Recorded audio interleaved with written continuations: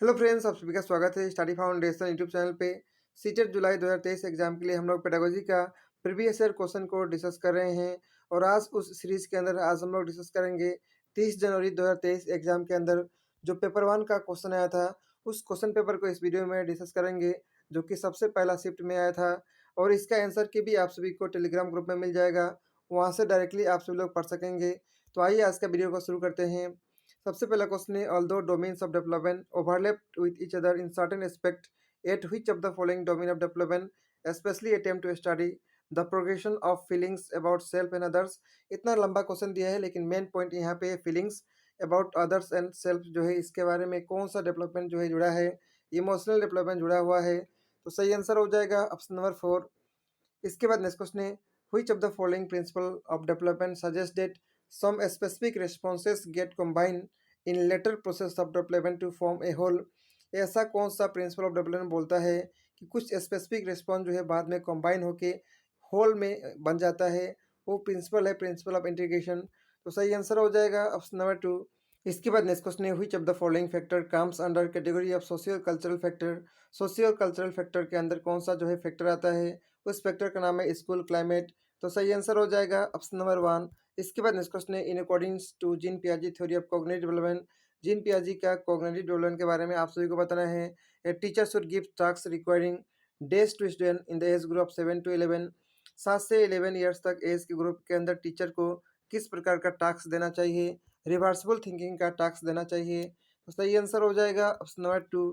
इसके बाद next question है, अकॉर्डिंग टू जीन पियाजी theory of cognitive development, at which stage do most children become capable of solving abstract problem. Abstract problem solve करने का जो है कौन सा स्टेज के अंदर डेवलप होता है चाइल्ड के अंदर, ये डेवलप होता है फॉर्मल स्टेज के अंदर। तो सही आंसर हो जाएगा option number 4, formal operational. Gene Piazzi के हिसाब से डेवलपमेंट का 4 स्टेज है, sensory motor, pre operational, concrete operational और फॉर्मल। इसके बाद नेक्स्ट क्वेश्चन है, नूरी जज कर पा रही है एक आर्गूमेंट को कि हम सभी का ड्यूटी है सोसाइटी में, उसको हम सभी को ओबे करना चाहिए। तो लॉरेंस कोलबर्ग के हिसाब से इसके अंदर कौन सा मॉरल रीजनिंग डेवलप हुआ है, कॉन्वेंशनल का मॉरल रीजनिंग डेवलप हुआ है। तो सही आंसर हो जाएगा ऑप्शन नंबर 2। इसके बाद नेक्स्ट क्वेश्चन है, a teachers gives assignment which required student to get into discussion with significant others in the family. यानी एक टीचर असाइनमेंट देते हैं जिसके अंदर स्टूडेंट को अदर फैमिली के साथ डिस्कशन में पार्टिसिपेट करना पड़ता है। लेव भाइगोस्की के हिसाब से क्या बिलीव करते हैं जो कि सिग्निफिकेंट रोल प्ले करता है कॉग्निटिव डेवलपमेंट के अंदर। सोशल इंटरेक्शन बहुत इंपॉर्टेंट रोल प्ले करता है कॉग्निटिव डेवलपमेंट के अंदर, इसीलिए सही आंसर हो जाएगा ऑप्शन नंबर 4। इसके बाद नेक्स्ट क्वेश्चन है, इन अकॉर्डिंग्स विद लेव भाइगोस्की आइडियाज ए टीचर शुड। लेव भाइगोस्की का आइडिया के हिसाब से आप सभी को बताना है टीचर को क्या करना चाहिए। टीचर को एनकरेज करना चाहिए डिस्कशन और डिबेट के लिए। तो इस क्वेश्चन का सही आंसर हो जाएगा ऑप्शन नंबर 3। इसके बाद नेक्स्ट क्वेश्चन है, Lev Vygotsky believe that high order mental process are mediated bye.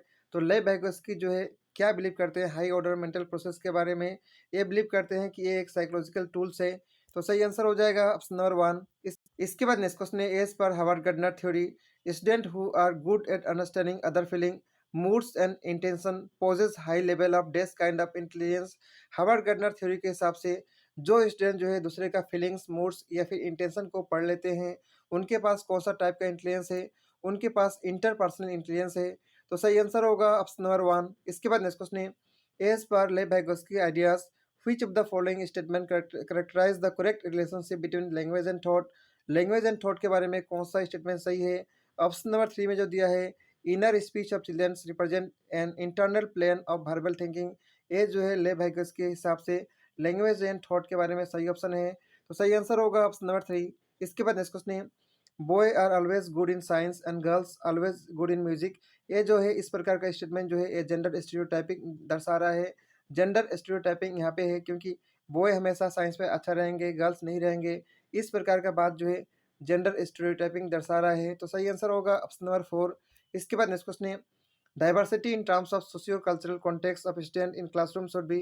Diversity जो है सोशल कल्चरल कॉन्टेक्स्ट के अंदर स्टूडेंट के अंदर क्लासरूम के दौरान कैसा होना चाहिए, इसको एक एसिड के माध्यम से कंसिडर करना चाहिए और टीचर को इसको यूटिलाइज करना चाहिए। तो सही आंसर होगा option number 3, consider an asset and be utilize in teaching a concept. इसके बाद नेक्स्ट क्वेश्चन है, in order to promote critical thinking among student, student के अंदर क्रिटिकल थिंकिंग को डेवलप करने के लिए टीचर को क्या करना चाहिए। ओपन एंडेड क्वेश्चन पूछना चाहिए और डाइवर्जेंट थिंकिंग को डेवलप करना चाहिए। तो सही आंसर होगा ऑप्शन नंबर 1। इसके बाद नेक्स्ट क्वेश्चन है, formative assessment should be done. Formative assessment जो है कब करना चाहिए, इसको रेगुलरली करना चाहिए कोलैबोरेशन विद स्टूडेंट के साथ मिलके। तो सही आंसर होगा ऑप्शन नंबर 3। इसके बाद नेक्स्ट क्वेश्चन है, inclusive education suggests that principle of DES should be practiced to ensure that all students achieve their best potential। तो इंक्लूसिव एजुकेशन के हिसाब से क्या सजेस्ट करता है, कौन सा प्रिंसिपल को सजेस्ट करता है, इक्विटी प्रिंसिपल को सजेस्ट करता है। तो सही आंसर होगा ऑप्शन नंबर 1। इसके बाद नेक्स्ट क्वेश्चन है, डिस्प्रेक्सिया जो है किसके साथ जुड़ा हुआ है, फिजिकल कोऑर्डिनेशन जो है बॉडी के अंदर नहीं हो पाता है उसको कहा जाता है डिस्प्रेक्सिया। तो सही आंसर हो जाएगा ऑप्शन नंबर 3।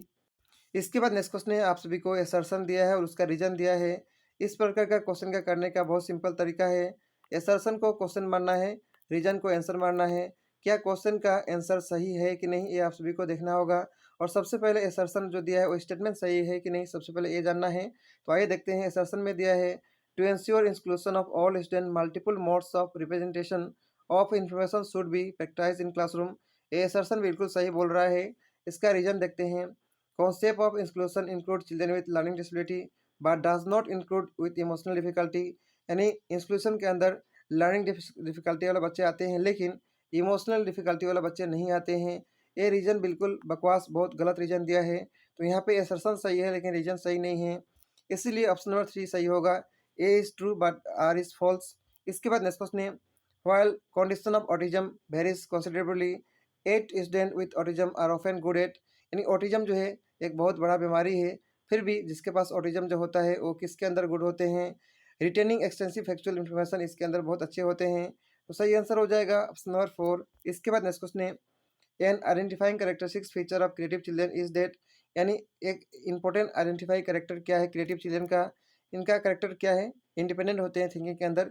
यानी जो भी क्रिएटिव बच्चे होते हैं वो अपना थिंकिंग के अंदर इंडिपेंडेंट होते हैं, इसीलिए सही आंसर होगा ऑप्शन नंबर 3। इसके बाद नेक्स्ट क्वेश्चन है, the correct sequence of representing ideas of children is from. यानी आइडियाज को रिप्रेजेंट करने का करेक्ट सीक्वेंस क्या क्या आता है, कैसे आता है, जनरल से स्पेसिफिक आता है। तो सही आंसर हो जाएगा ऑप्शन नंबर 2। इसके बाद नेक्स्ट क्वेश्चन है, a teacher wants to deepen the understanding and memory of knowledge constructed by student, which of the following strategies will not be effective for this purpose। यानी understanding और memory knowledge को construct करने के लिए teacher को कौन सा effective तरीका यूज़ नहीं कर सकते हैं, आइए डिस्कस करते हैं। ऑप्शन नंबर जो 4 में दिया है, mixing irrelevant information with relevant information. यानी बिना काम का चीज़ काम वाला चीज़ के साथ मिला देंगे, इस प्रकार करेंगे तो मेमोरी कंस्ट्रक्शन करने में या अंडरस्टैंडिंग डेवलप करने में मदद होगा। यह बिल्कुल गलत ऑप्शन है, बाकी ऑप्शन जो दिया है वो सही है। Creating a metaphor, applying the information to new problem, acting out the relation between sub concept, ये तीनों ऑप्शन सही है लेकिन ऑप्शन जो 4 में दिया है गलत है। तो सही आंसर हो जाएगा ऑप्शन नंबर 4। इसके बाद नेक्स्ट क्वेश्चन है, यहाँ पे भी असर्शन दिया है, रीजन दिया है, इसको आप सभी को करना है। असर्शन में दिया है, teacher should encourage student to think about their own thinking process and way of learning. Assertion बिल्कुल सही है, रीजन देखते हैं। Metacognition help in development of high order cognitive skill. यानी मेटा कॉग्निशन जो है हाई ऑर्डर थिंकिंग को develop करने में हेल्प करता है। ये रीजन जो दिया है वो असर्शन का सही रीजन दिया है, इसीलिए सही आंसर होगा option number 1। Both A and R are true and R is correct explanation of R. ठीक है, तो ये सही आंसर होगा ऑप्शन नंबर 1। इसके बाद नेक्स्ट क्वेश्चन है, Karan always consider more than one solution to any problem and often comes up with innovative solution. Karan एक विद्यार्थी है, वो किसी भी प्रॉब्लम को इनोवेटिव तरीका से सोच पाता है। तो करण के पास कौन सा प्रकार का थिंकिंग इसके पास है, इसके पास डाइवर्जेंट थिंकिंग है। तो सही आंसर होगा ऑप्शन नंबर 1। इसके बाद नेक्स्ट क्वेश्चन है, for learning to be effective meaningful it is important to.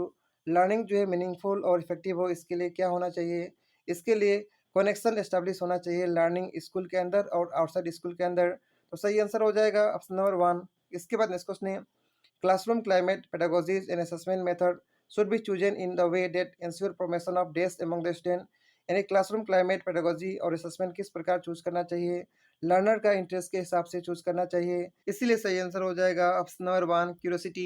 इसके बाद नेक्स्ट क्वेश्चन है, which of the following is not a correct approach of teacher to deal with errors made by student.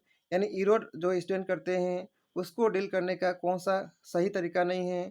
Searching for pattern in errors, ये सही तरीका है कि नहीं, ये सही तरीका हो सकता है। Exploring the learning gap causing error, ये भी सही तरीका हो सकता है। Scaffolding the student to rectify error, ये भी सही तरीका हो सकता है। Telling the correct answer without discussion with the student, ये सही तरीका नहीं हो सकता है एरर को ठीक करने का। तो इसीलिए सही आंसर होगा ऑप्शन नंबर 4। इसके बाद नेक्स्ट क्वेश्चन है, teacher should promote dash and dash among student. Teacher को स्टूडेंट के अंदर क्या प्रमोट करना चाहिए? इंक्रीमेंट व्यू ऑफ एबिलिटी और मास्टरी ओरिएंटेड गोल्स को प्रमोट करना चाहिए, इसीलिए सही आंसर हो जाएगा ऑप्शन नंबर 2। इसके बाद नेक्स्ट क्वेश्चन है, which of the following is correct in context of emotion and cognition. Emotion और कॉग्निशन के बारे में आप सभी को बताना है कौन सा ऑप्शन सही है। Sense of Joy, engagement in discussion जो है सबसे बेस्ट ऑप्शन होगा, तो सही आंसर हो जाएगा ऑप्शन नंबर 2। ये जो है सही दर्शा रहा है इमोशन और कॉग्निशन के बारे में। बाकी ऑप्शन जो है इमोशन और कॉग्निशन के बारे में सही नहीं दिया गया है। इसके बाद नेक्स्ट क्वेश्चन है, which of the following contribute to the development of effective problem solving skill. इनमें से कौन सा बहुत ज़्यादा कंट्रीब्यूट करता है प्रॉब्लम सॉल्विंग स्किल को डेवलप करने में? कन्वर्जेंट थिंकिंग उतना नहीं कर सकता है। ऑप्शन 2 में दिया है निमोनिक ये कर सकता है। ऑप्शन 3 में कॉम्प्रिहेंशन ये भी कर सकता है। पैसिव इमिटेशन ये भी नहीं कर सकता है। तो 1 और 4 नहीं कर सकता है, 2 और 3 कर सकता है। 2 और 3 कहाँ पे दिया? ऑप्शन नंबर 2 में। तो सही आंसर हो जाएगा ऑप्शन नंबर 2। इस वीडियो में हम लोग इतना डिस्कस करेंगे।